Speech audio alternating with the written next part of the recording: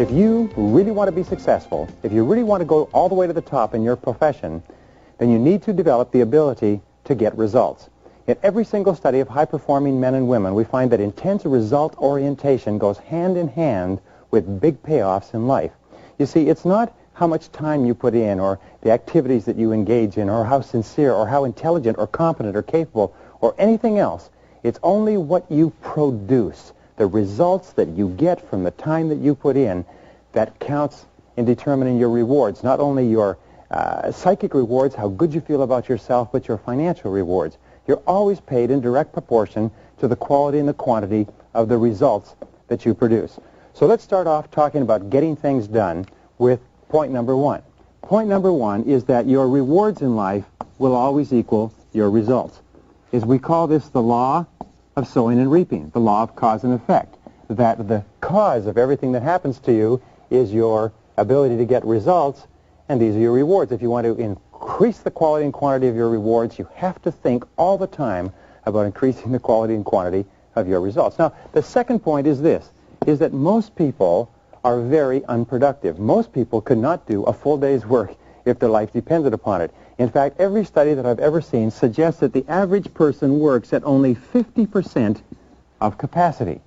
In fact, in most work environments, about 30% of all the work time is spent in socializing, gossiping, wasting time, talking, chit-chatting, hanging around the water fountain, reading the newspaper, drinking coffee, and so on. What does it mean to you? It means that if the average person is working at 50% or less of capacity, there are tremendous opportunities for you, if you'll do some of the things that we talk about, to rapidly move ahead of other people. Now, the third key, and we talked about it last time, is that the starting point of high productivity, the starting point of getting things done, is the quality of neatness. The quality of neatness means that you start with a clean desk and you end with a clean desk. You start with a clean briefcase and you end with a clean briefcase. You take the time to make sure that your entire working environment looks neat and professional and productive and effective. Remember this, it's not just what you do, but it's the perception of other people of what you do that counts. I read a story by a self-made millionaire who said that he built 5 successful companies, and one of their critical rules was that every single person kept a clean desk. Now, the fourth key in getting things done is the importance of focus. Focus, which leads to clarity. Now, we talk about this over and over again. Focus means that you're absolutely clear about what you're trying to accomplish. Focus means that you're absolutely clear about your key result areas and why you're on the payroll. We say that fuzzy focus leads to fuzzy results. Clear focus leads to clear results. And this means that you take the time to think. You take the time to think through, why am I on the payroll? What have I been hired to accomplish? What are my key result areas? What are my core functions? What are the 20% of the things that I do that account for 80% of my results, and so on? So the starting point in getting things done is focus and clarity. I call this it's like adjusting the camera all the time, so you keep your focus very, very clear. The fifth key to high productivity is concentration. Now, concentration is, in reality, where all the work in time management leads us to. It is the ability to concentrate 100% on one thing, setting priorities, the most important thing, and to stay with that single task until it's finished. Concentration means moving forward in a straight line toward the goals and objectives that you've clearly identified. It means concentrating without diversion or distraction. Focus and concentration. I believe in 25 years of research that the reasons for success and happiness in life are focus and concentration. The reasons for lack of success and unhappiness are lack of focus, lack of concentration. Which brings us to number 6, and that is task completion. Now, what we know about task completion is that not only is it the key to the future, not only is it the key to getting more and greater and better opportunities, but important task completion, doing something that's important to you and carrying it through and finishing it 100% at the end, is a source of energy, enthusiasm, and high self-esteem. Men and women who are working consistently on getting important things done and staying with it till they're complete are more positive, they're more optimistic, they're more self-confident, they have more belief in self-assurance in themselves, and they get more opportunities to complete more tasks. And here's the flip side, is completing low-priority tasks leads to stress. If you work and you get a lot of little things done, but they're not moving you toward the accomplishment of things that are really important to you, what happens is you just feel crummy as a result. So this brings us to number 7. Number 7 is the quality of perseverance. You need to persevere and persist single-mindedly toward the completion of your important task, because we say that the ability to concentrate is a discipline, and perseverance or persistence is self-discipline in action. You see, anybody can start off to do a job, but your ability to keep in there and keep slogging and stay with it and refuse to budge and keep moving is the critical factor of high performance. Principle number 8 in getting things done is remember that the average person, especially executives, pick up an important piece of paper or task as many as 5 times before they actually complete work on the task. What does this mean? It means that if you pick up the task and you focus single-mindedly on that and it's your most important and you concentrate on it till it's complete, you can give yourself a 500% savings in time or increase in productivity. This has been proven in study after study after study that the fastest way to increase your output is to pick up a task and to stay with that task instead of picking it up and coming back and picking it up and coming back and so on. Number 9 is the importance of developing a compulsion to closure. A compulsion to closure is a commitment before you begin that I will stay with this task until it's finished. You will put your head down and you will hammer and hammer and hammer until it's finished. And one of the ways to do this is to train yourself with a series of rewards. What we found over and over again is that really high-performing men and women are those who are capable of establishing a series of rewards for each milestone in the completion of a major task.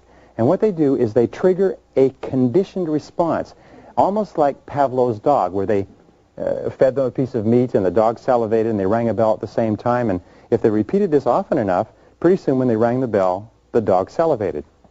If you continue to set up a reward structure for yourself for the completion of small and large tasks, you know what happens? Is that you eventually salivate and get excited, motivated, and enthused when you're working on something that's important. Now, number 10 is to develop what is called an affirmation or a mental trick to keep yourself working. And the most powerful of all are the words, back to work. Whenever you find your attention drifting, say to yourself very strongly, back to work, back to work. Somebody comes in and wants to talk to you, you say to that person, I'm sorry, but I have to get back to work. And your boss comes in, you say, boss, I'd like to spend a lot of time talking, but I have to get back to work. Get to be known as the person, little Mr. or Mrs. Back to Work.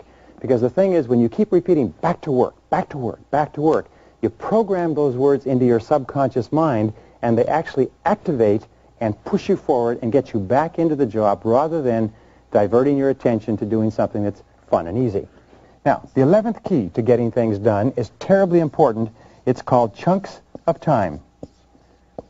Is to do important tasks, especially the important tasks which are not particularly urgent, the tasks that can contribute the very most to your long-term future, you need chunks of unbroken, sustained time. Any decision involving other people requires a lot of time in thought and discussion. Any proposal, any report, learning any critical subject, gathering information requires chunks of time, minimum of 60 to 90-minute chunks of time. Now, successful men and women are those who structure their days so that they get these chunks of time. And in my experience, let me give you 4 ideas that you can use. Number 1 is come in early in the morning, or number 2 is to stay at home early in the morning. Get up at 5 or 6 and work for an hour, hour and a half, 2 hours. Come in early before anybody else. Work at lunchtime. When everybody goes out for lunch, the office becomes quiet, close your door, put your head down, and work. People in my office and people in other offices will often take do not disturb signs and hang them on the wall or hang them on their doors, and what they will say is do not disturb, and they'll take a quiet time of an hour to 2 hours in the morning and perhaps also in the afternoon. The next, probably the 5th chunk of time that you can get is stay after work and work for a couple of hours. Remember, 1 unbroken hour is worth 3 hours in a work environment with interruptions.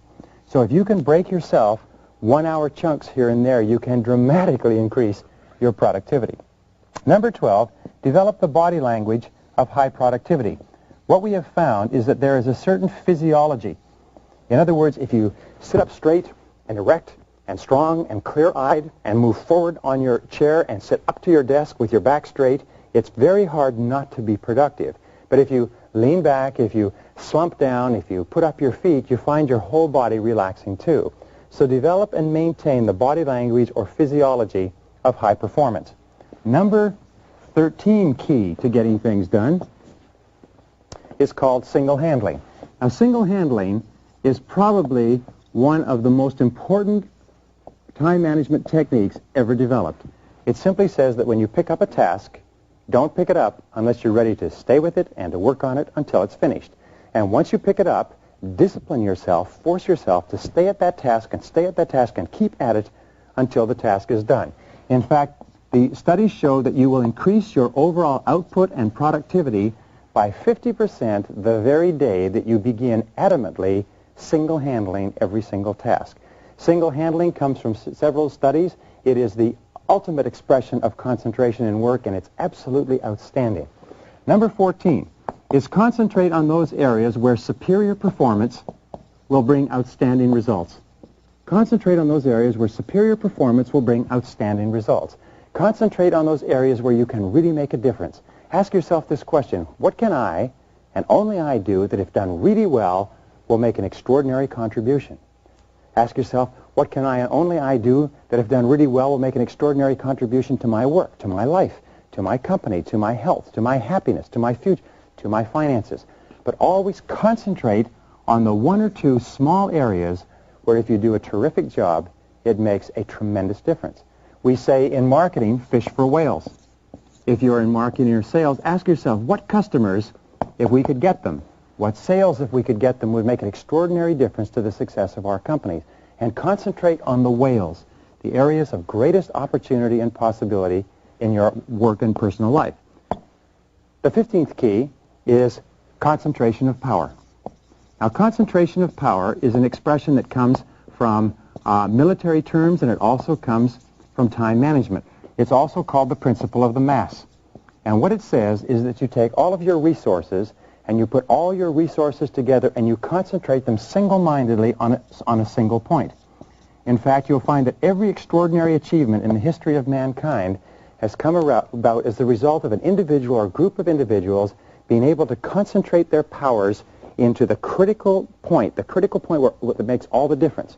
So concentration of power is a habit of mind. Where and in what way can you concentrate your power to achieve the very most?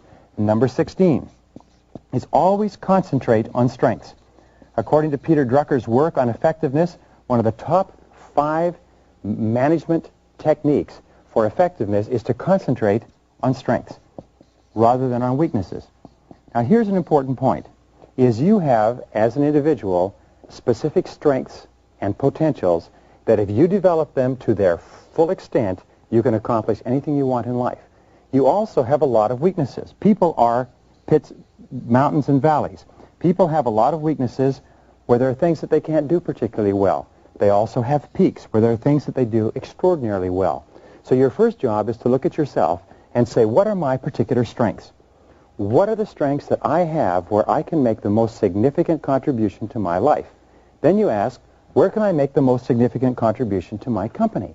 Where can I make the most significant contribution to my family and to my long-term future? Then you say, what are the significant opportunities in my work environment? What are the significant opportunities for increasing revenues and decreasing costs? What are the significant strengths of other people? And how could those people be deployed usefully? There's a basic rule that says that a weakness is merely a strength inappropriately applied. Very often you're applying your strengths inappropriately too. Number 17 is set deadlines on everything that you have to do. Use deadlines as a forcing system. A forcing system is a way to push you from behind and internally to get the job done. And number 18 is to promise others. One of the ways that you can motivate yourself to concentrate single-mindedly on one thing at a time is once you've decided to do an important project and you've decided it's the most important of all projects, then write it down, make a plan for its accomplishment, and then promise the significant people in your life that you will have this job done on time by a certain day.